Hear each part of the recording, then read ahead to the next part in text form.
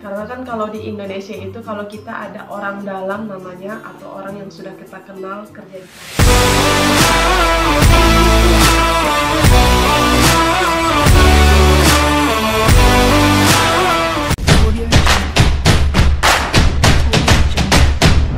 Halo pemirsa, bertemu lagi bersama saya Buru Naga.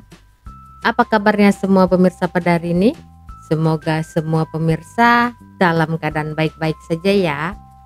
Baiklah pemirsa, di video kali ini saya akan mengajak pemirsa untuk menonton ya satu video mengenai pengalaman dan juga alasan seorang TKI yang dulu memilih Malaysia ini untuk tempat cari rezeki. Jadi kalau ditanya-tanya pastilah kan ada pemikiran yang seperti ini. Kenapa sih harus di negara Malaysia ya? Kenapa tidak di negara sendiri?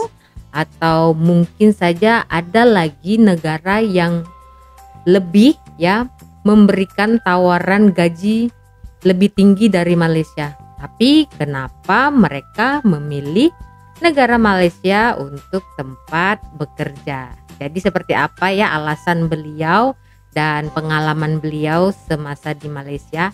Jom kita saksikan bersama-sama.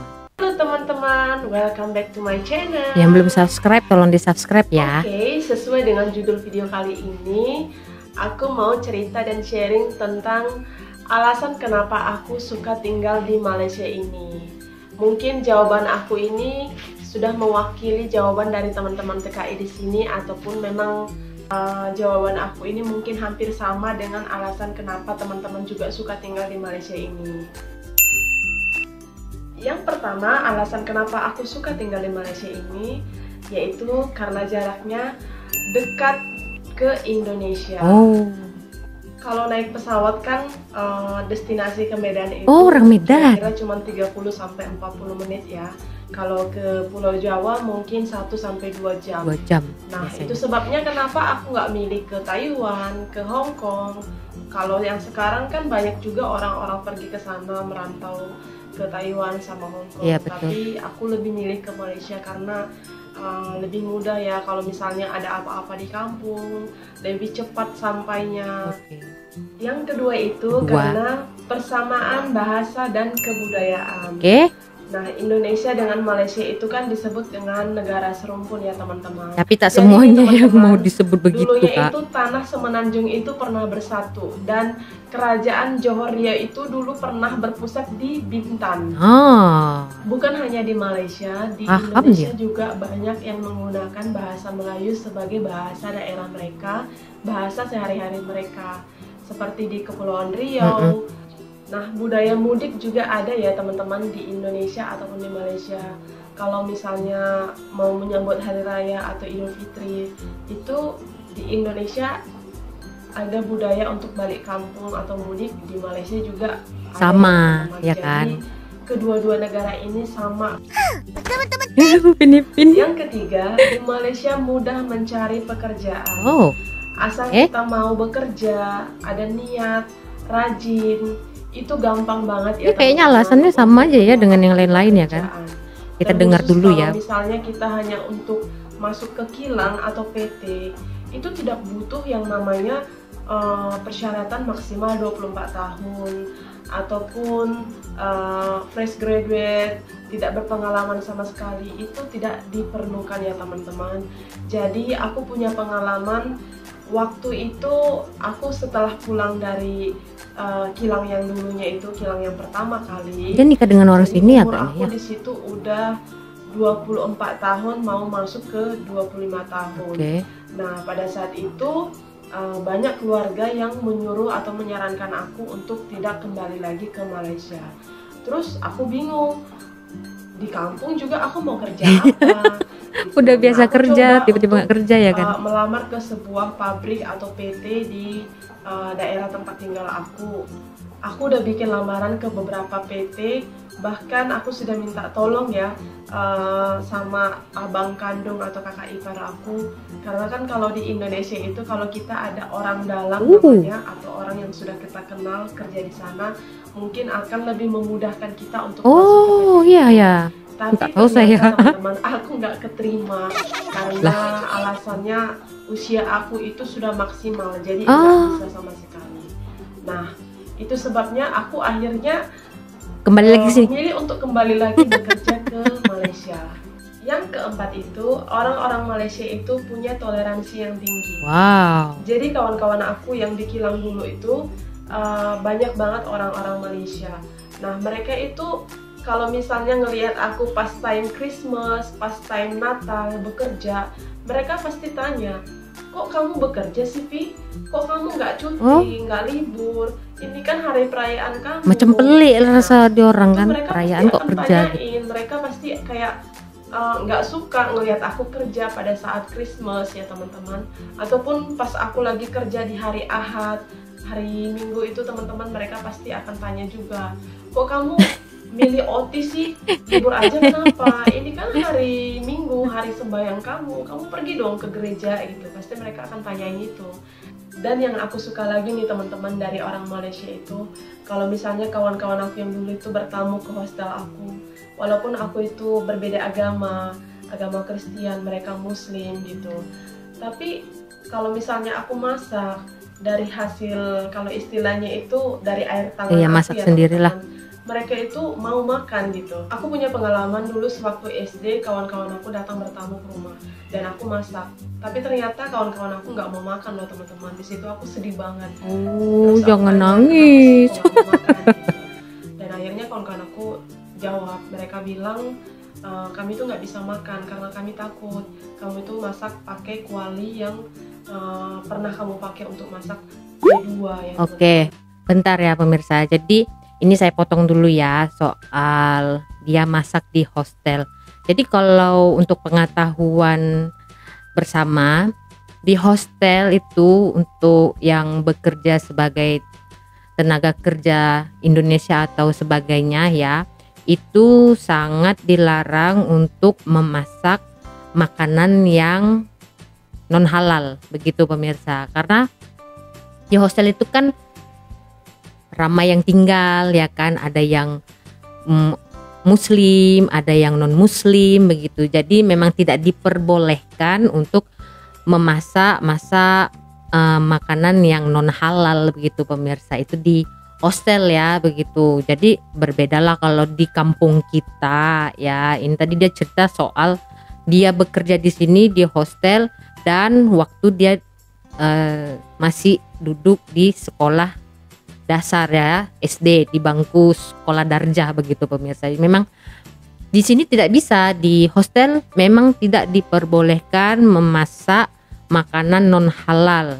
Memang sangat sangat kuat peraturannya ya. Memang tidak diperbolehkan, bisa-bisa kena warning letter ataupun bisa-bisanya dikasih hukuman, dan ada juga hilang yang langsung memulangkan pekerja tersebut pemirsa. Kuat ya peraturan kilang-kilang di sini. Jadi memang seperti itu, tidak dibenarkan untuk memasak makanan non halal jika berada di hostel pemirsa. Jadi kita lanjut ya. Atau pig gitu. Jadi itu alasan mereka nggak mau makan pada saat itu. Tapi kalau orang-orang sini tuh teman-teman, nah itu yang aku suka. Mereka nggak pernah berpikiran kalau aku akan masak itu gitu, walaupun mereka tahu aku agamanya agama Kristen gitu. Mereka mau makan loh teman-teman, dan situ aku respect banget. Aku suka banget berkawan sama orang-orang sini itu karena mereka itu toleransinya tinggi ya teman-teman. Yang kelima, aku suka banget di Malaysia ini karena kulinernya ya teman-teman. Wah. Ada Indian food, ada Chinese food, mau macam-macam makanan ya kan. Negara, semuanya ada. Tinggal pilih. Tapi kalau ditanya ini aku paling sering makan apa? Nah, setiap pagi itu aku itu selalunya itu sarapannya itu pakai nasi lemak ya teman-teman. Makanan khas orang Malaysia ya kan, nasi lemak. Murah, sedap lagi. Aku sering banget makan yang namanya nasi gurih. Rasanya itu kayak 11-12 aja ya. Dan nasi lemak ya teman-teman. UMR atau basic. Nah, menurut aku UMR atau basic di sini itu cukup besar ya teman-teman. Sekarang ini 1.200 ringgit ya. Sekarang 1.500 sudah. 4 jutaan. Memang ada beberapa kota di Indonesia yang menurut aku UMR-nya itu atau basicnya itu jauh lebih besar dari di sini. Kayak di Jakarta kalau nggak salah udah 4.200.000 ya. Terus di Batam juga gede ya gaji pokoknya. Tapi itu hanya beberapa kota. Kalau misalnya di kota lain itu seperti Bandung baru 2 juta sekian. Di Medan juga sama 2.400.000 kalau nggak salah. Cik ya Nah, gaji pokok. kalau di sini itu yang aku suka itu gaji pokoknya itu atau basicnya itu di semua negeri itu merata ya teman-teman, 1.200. Jadi itu sama, nggak beda-beda seperti di Indonesia itu berbeda-beda ya. Di Batam beda, di Jakarta beda, di Bandung beda. Nah itu memang disesuaikan dengan harga bahan makanan di kota tersebut ya teman-teman. Yang ketujuh itu yang aku suka banget tinggal di Malaysia ini karena orang-orang sini itu disiplin ya teman-teman. Kalau lagi berkendara, yang ada yang saling menyelip dan jarang banget membunyikan klakson atau horn ya teman-teman. Kecuali kalau misalnya untuk hal-hal yang emergency. Nah terus kalau misalnya mau naik bus atau naik bus, tidak ada yang naiknya itu semberang-utang. Lebih beratur lah kalau naik bus ya kan, antri gitu kalau mau masuk ke bus. Yang kedelapan itu harga barang atau bahan makanan di sini lebih murah. Kenapa aku bilang lebih murah ya teman-teman? Karena ini kalau disesuaikan dengan gaji, menurut aku bahan makanan atau barang di sini itu lebih murah dibandingkan di Indonesia ya teman-teman. Dan terus kalau kalian misalnya mau datang ke Malaysia, mau beli barang atau oleh-oleh, kalian gak usah khawatir dengan harga barang atau bahan makanan di sini ya teman-teman. Karena harga barang dan bahan makanan di sini itu semua toko atau kedai itu relatif sama ya teman-teman. Jadi nggak perlu ngebandingin misalnya dari toko A harganya sekian-sekian, dari toko B kok sekian ya lebih mahal. Jadi nggak perlu khawatir karena di sini harga barang atau bahan makanan itu semua kedai itu relatif sama ya teman-teman. Betul. Yang kesembilan, public fast response. Jadi ceritanya dulu di hostel aku pernah kemasukan ular ya teman-teman. Memang sih ularnya itu kecil dan terus kita bingung pada saat itu, apalagi kan hostel cewek ya. Cewek itu kalau misalnya ada gelabah terus yang sedikit menakutkan itu pasti udah heboh ya teman-teman. Jadi kita nggak tahu mau buat apa pada saat itu. Dan terus ada salah satu teman kita orang Malaysia bilang telepon aja ke nomor telepon pertahanan apa ya namanya waktu itu ya, pertahanan awam kalau tak salah, macam bomba ya. Terus setelah kita telepon mereka langsung datang teman-teman dan langsung mengamankan ular itu. Nah padahal nih kalau misalnya di kampung ini jadikan makanan itu jadikan lauk ya, ada nggak warga di situ matikan ular itu gitu ataupun nangkap ular itu untuk dibuang gitu. Kalau misalnya itu ular kecil ya, coba kalau ular besar. Kalau di kampung itu kalau besar sudah dijual ya teman-teman, udah ditangkap, udah jadi uang. Nah itu dia yang aku suka banget di sini itu, hal yang kelihatannya kecil pun hal yang sepele. Kalau misalnya kita memang butuh bantuan, mereka langsung datang teman-teman. Iya. Betul. Yang ke-10 dan yang terakhir nih, alasan kenapa aku suka tinggal di Malaysia, karena di sini itu jarang mati lampu. Mati lampu. Asik. Aduh gelapnya. Dari 2011 pada saat ini, kayaknya baru 1 atau 2 kali aku ngalamin mati lampu di sini ya teman-teman.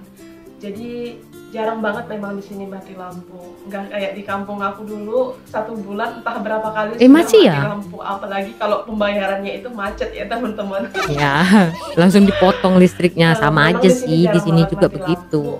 Dan kalau udah lama nggak bayar, di sini itu lebih sering mati air dibandingkan mati lampu. Iya. Tapi kalaupun mati air di sini itu kasih notis 2 hari atau 3 hari sebelum mati air atau padam air itu mereka akan kasih notis. Iya betul. Kalau misalnya 2 hari ke depan itu akan mati air. Jadi supaya rakyat di sini itu bisa mempersiapkan atau menyediakan air stoknya. Untuk bekalan air lah.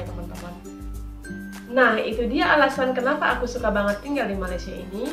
Cukup sekian untuk video kali ini. Dia menikah Kalau dengan kalian orang suka Malaysia ya video ini, kayaknya. jangan lupa like, comment, share, and subscribe. Oke, jadi begitu ya pemirsa, itu adalah 10 alasannya kenapa dia betah, kenapa dia suka tinggal di Malaysia sebagai TKI, kenapa dia tidak memilih negara Taiwan ya dan sebagainya, yang pastinya gajinya lebih tinggi dari Malaysia ini. Ya, sebenarnya itu alasan yang sudah selalu kita dengar. Tapi untuk mengenai bomba itu memang saya akui ya, kalau di Malaysia yang namanya bomba itu ya, itu kalau kita call aja, tapi bukan untuk main-main ya gitu kan, mau binatang atau hal-hal seperti apa aja pasti mereka cepat responnya begitu. Ibarat kalau kayak kucing nyangkut ya, nggak bisa turun dari pohon begitu, mereka akan respon juga, datang itu pemirsa, cobalah ya kan. Hebat begitu pemirsa. Nah, untuk gaji itu sebenarnya di Malaysia sekarang untuk tahun 2022 sudah 1.500 ringgit Malaysia ya. Kalau di Indonesia kan, kalau dirupiahkan lebih kurang 5 juta seperti itulah. Itu gaji pokok dan itu sama rata di mana saja di satu Malaysia ya. Itu yang gaji pokok yang standar lah ya. Kalau dia ada lagi sijil-sijil yang lebih tinggi tuh ya gajinya lebih tinggi lagi begitu. Ada yang 3.000 ringgit ya gaji pokoknya ya, ada yang 5.000, ada yang 6.000, lihat dia punya inilah sijil ya begitu pemirsa. Nah, kalau di Malaysia tidak ada had untuk tidak boleh bekerja ya. Kalau seperti di katanya tadi di Indonesia 24 tahun itu udah susah mencari kerja begitu. Nah, kalau di Malaysia ini kalau 24 itu masih diterima ya pemirsa ya di Malaysia ya. Begitu pemirsa.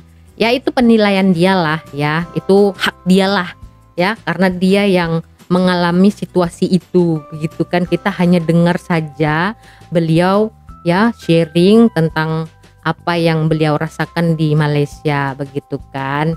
Nah, itulah uniknya ya, banyak kawan-kawan kita yang memilih bekerja di Malaysia ini, salah satunya adalah bahasa. Karena kalau bekerja di Malaysia kan bahasanya itu kan hampir sama tuh kan.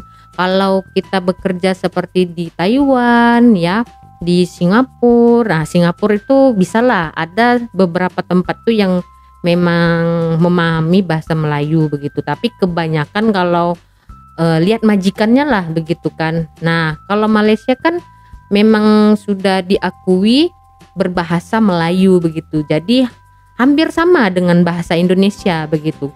Nah, kalau kita kerja di Korea, di Hong Kong, itu udah harus belajar lagi begitu, apalagi di Jepang begitu kan. Nah, begitu, dan juga makanan begitu kan hampir sama.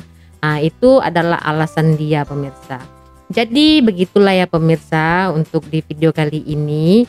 Kita berjumpa lagi di video selanjutnya. Saya Borunaga, terima kasih, bye bye.